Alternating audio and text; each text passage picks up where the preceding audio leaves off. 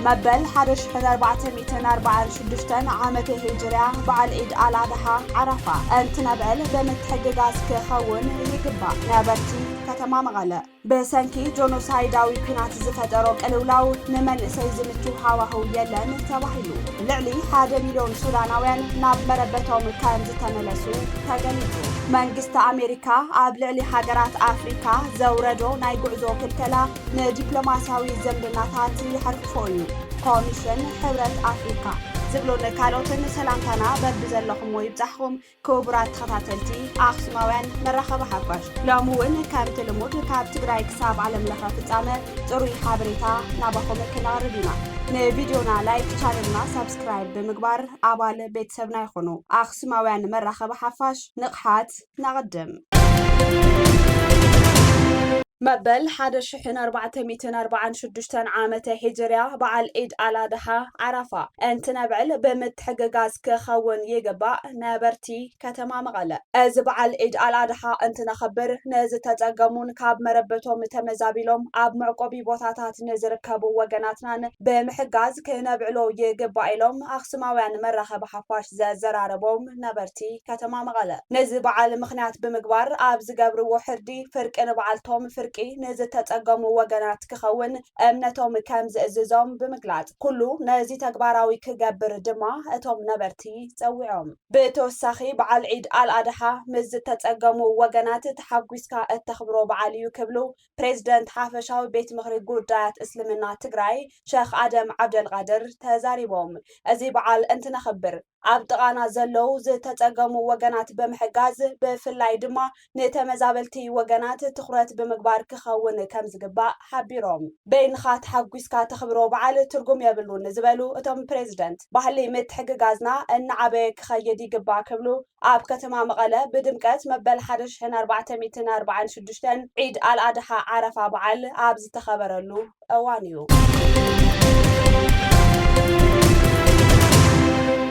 تلفزيون TBS جوجل قرص TBS تأثيرو كبل اب زوطو صحف كاسيسو اب كتما اخسوم لومي علت 29 غنبت 2017 عام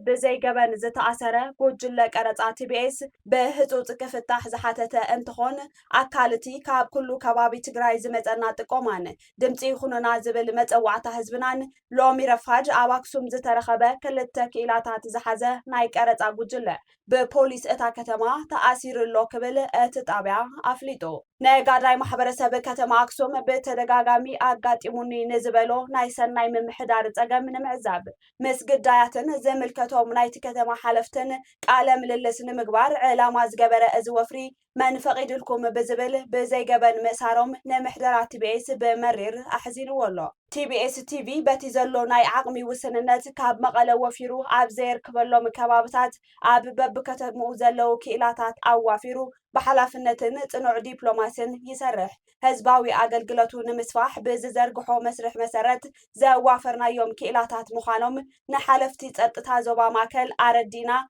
بركة تخلقاريمان إرماس قبر كيدانن زتبهالو كيلاتاتنا بهتوت كفتحو زقبرنا يوفتنا كساب ازي تحوف زوت قالو دقيقة اي سمرن كبل قاليتو نقرات بالزبن مفتاح مستوم حالف تتقطع بزقبرنا يو تسفاز هب زررب وتسيد كركب نز حالف وحاموشتا ساعتات زت تتقبنا انتخون اتقوداي معسرتي تكالنا لاب مخان سلز تسقاقره من محدار اتا كتما من محدار زوبا ماكل ኮሚሽን ፖሊስ ትግራይን ካልኦት ዘመልከተኩም ኣካላትን እዚ ጉዳይ በህጹጽ ክፍታሕ ጻውዒትና ነቐርብሉ ቴሌቪዥን TBS እንኳዕ ንመበል 1446 ዓመት በዓል ዒድ አልአድሓ ዓረፋ ኣብጽሐኩም ኢሎም ፕሬዝዳንት ጊዜያዊ ምምሕዳር ትግራይ ታደሰ ወረደ بعل عيد الأضحى عرفة أنت نبعل أب معقوبي ماكلات نزنبر حزبنان نزتتقمو وغناتنا بمحقازن محبراو سنيسنا بمتنخارن كخون يقبع إلهم بريزدنت جيزياوي ممحدار تقراي جنرال تادس ورده بريزدنت جنرال تادس ورده أب تقراين أب ملا عالم نزركبو ملا سعبت امنت اسلمنا حزبنا انقوع نمبل 1446 عامت بعل عيد الأضحى عرفة أبصحكم أبصحنا كبلو ሰናይ ትምኒቶም ገሊጾም እዚ በዓል እንትነኽብር ኣብ ምዕቆቢ ማእከላት ንዝነብር ህዝብናን ንዝተጸገሙ ወገናትናን ብምሕጋዝን ማሕበራዊ ስኒትና ብምጥንኻርን ክኸውን ይግባእ ክብሉ እውን መልእኽቲ ኣሕሊፎም ኣለዉ ብሰንኪ ጆኖሳይዳዊ ኩናት ዝፈጠሮ ቅልውላው ንመንእሰይ ዝምቹ ሃዋህው የለን ተባሂሉ እዚ ዝተሓበረ ቤት ጽሕፈት ዘፈር ሰራሕተኛታትን ተጠቃምነት ተሳትፎን ማሕበረሰብ ከተማ ዓዲግራት ንጥምረት መናእሰይ ኣብ ዘዳለዎ ናይ ግንዛበ መዕበይ ስልጠና ከም ዝኾነ ተገሊጹ ኣብቲ ቤት ጽሕፈት መተሓባበሪት ከይዲ ስራሕ ምልዕዓልን ምውዳብን ዝኾና ወይዘሮ ይርጋለም ምስግና ካብ 6 ቀበሌታት እታ ከተማ ዝመጹ ጥምረት መናእሰይ ኣብ ዝተረኸብሉ ግንዛበ መዕበይ ስልጠና ስደትን ሓደገውን ጥቃዓት ደቂ ኣንስትዮ ዝርግሐ HIV ቫይረስ ስራሕን ሓላፍነትን ጥምረት መናእሰይ ኣብ ዝብሉ ኣጀንዳታት ዝተውሃበ ስልጠና ምዃኑ ኣረዲአን ኣለዋ ብሰንኪ ጆኖሳይዳዊ ኩናት ዝፈጠሮ ቅልውላው ንመንእሰይ ዝምቹ ሃዋህው ከም ዘየለ ዘዘኻኸራ ወይዘሮ ይርጋለም መንእሰይ ብዋናነት ስደት ህይወት ጥራሕ ዘይኮነስ ሃፍትን ንብረትን ሕብረተሰብ እውን ዝበልዕ ምዃኑ ተረዲኦም ኣብ ከባቢኦም ብዝነኣሰ ነገር ብምጅማር ክሰርሑ ከም ዘለዎም ወለዲ ድማ ንውላዶም ኣመንቲ ብምዃን ደቆም ንስደት እንተይከዱ ክሕግዝዎም ከም ዘለዎም ገሊፀን ተሳተፍቲ እቲ ስልጠና ብወገኖም ዝወሰድዎ ስልጠና ጽቡቕ ግንዛበ ዝፈጠረሎም ምዃኑ እናገለጹ መንግስቲ ግና ኣብ መናእሰይ ትኹረት ሂቡ ክሰርሕ እንተዘይኽእል ኢሉ ወለድ ጥራሕ ስደት ከዓግትዎ ከም ዘይኽእሉ ተዛሪቦም ክብል ርከብ ህዝብን ሓበሬታን ከተማ ዓዲግራት ጸብጺቡ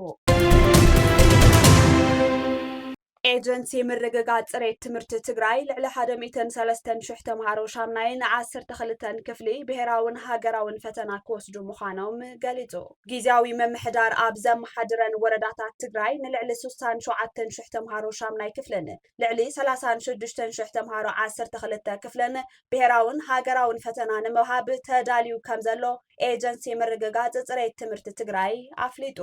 እዚ ዝተገልጸ እቲ ኤጀንሲ ኣብ እዋናዊ ምድላው ብሄራዊ ፈተና ኣመልኪቶም ንሚድያታት ኣብ ዝሃብዎ መብርሂ እዩ እቲ ፈተና ንሻምናይ ክፍሊ ሰነ 4 2017 ዓ.ም ን12 ክፍሊ ድማ ካብ ሰነ 23 ክሳብ ሓምለ 8 2017 ዓ.ም ከም ዝወሃብ ተወካሊ ዋና ዳይሬክተር ኤጀንሲ ምርግጋጽ ጽሬት ትምህርትን ዳይሬክተር ምዘና ትምህርትን ብሄራዊ ፈተናታትን ዶክተር አረጋዊ ዘፈሩ ኣፍሊጦም ተፈተንቲ ተምሃሮ 12 ክፍሊ ኣብ ቀረቦም ኣብ ዝርከባ ዩኒቨርሲቲታት ዝፍተኑ ኮይኖም ብወረቐትን ብኮምፒውተርን ብዝመልእዎ ከም ዝወሃብ እቶም ተወካሊ ዋና ዳይሬክተር ገሊጾም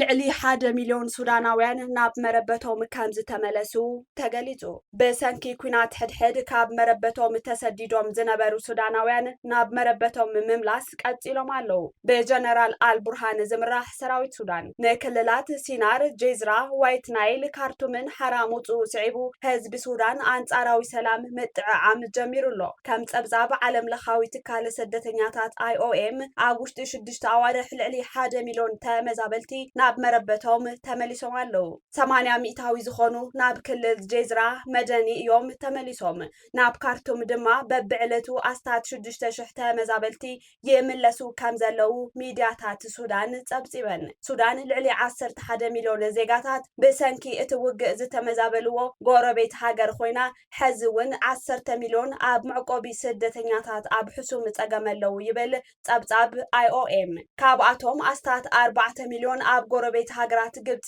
ቻድን ደቡብ ሱዳንን ከም ዝተሰደዱ ሱዳን ትሪቡን ይሕብር ሱዳን ልዕሊ 70,000 ተጋሩ ዘዕቀለት ካልአይቲ ሃገር ተጋሩ ምዃና ይንገር መንግስቲ አሜሪካ ኣብ ልዕሊ ሃገራት አፍሪካ ዘውረዶ ናይ ጉዕዞ ክልከላ ንዲፕሎማሲያዊ ዘምድናታት ይሕርፍፎ እዩ ኮሚሽን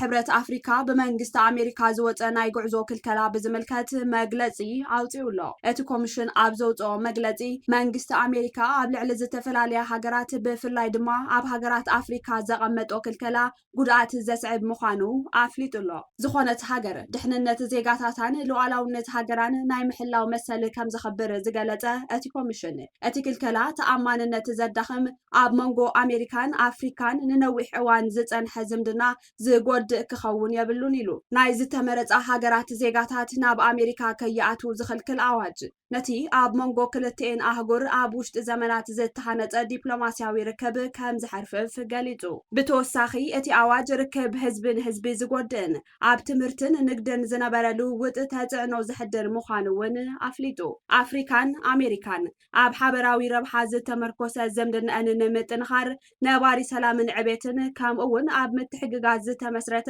ዲፕሎማስያዊ ዝምድና ምህላውን እቲ ኮሚሽን ዘውፅኦ መግለጺ ይሕብር ሕዚ እውን እንተኾነ መንግስቲ ኣሜሪካ ምስ ዝምልከቶም ሃገራት ነቲ ጉዳይ ብዝርርብ ዝተመስረተን ንኹሉ ዝሓቁፍን ፍታሕ ክደሊ እቲ ኮሚሽን ኣተሓሳሲቡ እቲ ኮሚሽን ኣብ መንጎ ኣፍሪካን ኣሜሪካን ምርድዳእ ዝሃንጽ ጸገማት ዝፈትሕን ምትሕብባር ዝሐይልን ጻዕርታት ንምድጋፍ ድልውነቱ ገሊጹ ኣሎ ክቡራት ተኸታተልቲ ኣኽሱማውያን መራኸቢ ሓፋሽ ናይ ሎሚ ዕለት 29 ወርሒ 9 2017 ዓ.ም መድላዋት ዜና ኣክሱማውያን እዞም ክትከታተልዎም ዝጸናሕኩም ይመስሉ ነይሮም መዝተረፉ መድላዋት ኣክሱማውያን ቴሌቪዥን ሰናይ ጸንሒት